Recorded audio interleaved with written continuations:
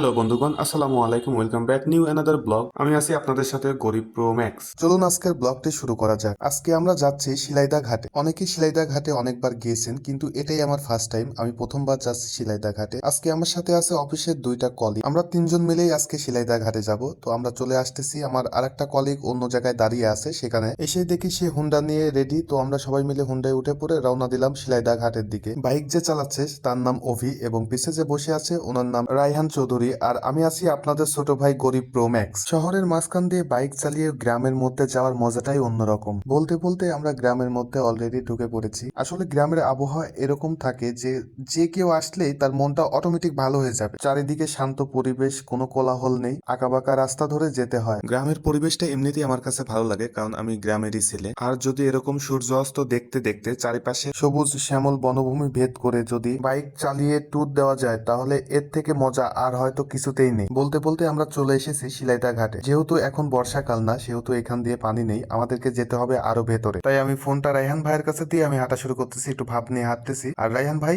Video করতেছে। তবে বিশ্বাস করেন ভাই, যদি আমি আগে জানতাম যে এই রাস্তায় এত পরিমাণে ধুলা, তাহলে আমি কখনোই এই রাস্তায় আমি যাইতে চাইতাম না। পায়ের গোড়ালি পর্যন্ত ডুবে যাচ্ছে ধুলার মধ্যে। তারপরও ভাব নিতে নিতে আমি এগোতে লাগলাম। তারপরও আমাদের মতো সিঙ্গেল মানুষদের জন্য একটু কষ্টকরই হয়ে যায় এই ধুলার মধ্যে দিয়ে যাইতে, কারণ আমাদের তো বউ নেই যে আমাদের জামা কাপড়গুলো পরিষ্কার করে দিবে। তবে কি আর করার, কষ্ট হলেও তো যাইতে হবে। তবে যতই কষ্ট হোক ভাই, এরকম সূর্য অস্ত দেখার সৌভাগ্য সবার হয় না। আর এরকম সূর্য অস্ত দেখার পরে আমার সব কষ্ট পানি হয়ে গেছে। এক নিমিষেই মনে হলো আমরা হয়তো সাহারা মরুভূমিতে চলে এসেছি। আশেপাশে কোথাও বাড়ি ঘর কিচ্ছু নেই, যত দূর চোখ যায় শুধু মরুভূমি আর মরুভূমি। রায়হান ভাই তো আমার আগেই নেমে হাঁটা ধরেছে। রায়হান ভাই ঢাকার মানুষ, যেহেতু এরকম মনোরম দৃশ্য দেখতে পায় না, সেক্ষেত্রে সে আসার সাথে সাথে বেশি এক্সাইটেড হয়ে গেছে। ফাইনালি আমরা চলে আসলাম পানির কাছে। ভাইরে ভাই, যতই দেখি ততই মন ভরে যায়। এরকম দৃশ্য কতদিন পর দেখেছি আমি নিজেও জানি না। যেমন ছিল বাতাসের তাণ্ডব, তেমন পানির ঢেউ। এর মাঝেই দেখি একটা নৌকা কিছু বাইকারদের কাঁধে তুলে নিয়ে চলে এসেছে। একদিকে দেখতে খুব ভালোও লাগছে। আমি এবং অভি ভাই পানির মধ্যে নেমে পানির মধ্যে হাঁটাচলা করছি, আর রায়হান ভাইকে বলছি আমাদের সাথে যোগ দেন। রায়হান ভাই আসতে চায়নি, তাই রায়হান ভাইকে পানি দিয়ে ভিজে দেওয়ার চেষ্টা করলো। কথাই আছে না, জীবনে অর্থের মূল্য আছে, কিন্তু অর্থই সব নয়। এত সুন্দর ভিউ দেখতে পাওয়া সত্যিই খুব ভাগ্যের ব্যাপার। সূর্য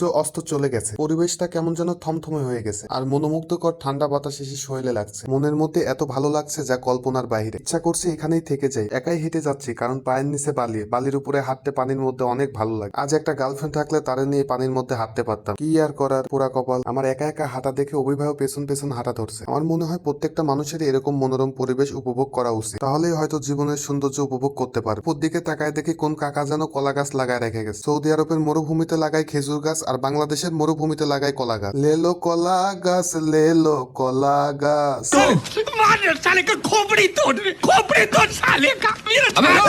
এভাবেই মনোরম পরিবেশ দেখতে দেখতে আমাদের সুন্দর সন্ধ্যা চলে আসে। আমরাও বাসায় যাওয়ার জন্য প্রিপারেশন নিই। আজকের ব্লগ এই পর্যন্তই। ভালো থাকবেন সবাই। আল্লাহ হাফেজ। আসসালামু আলাইকুম।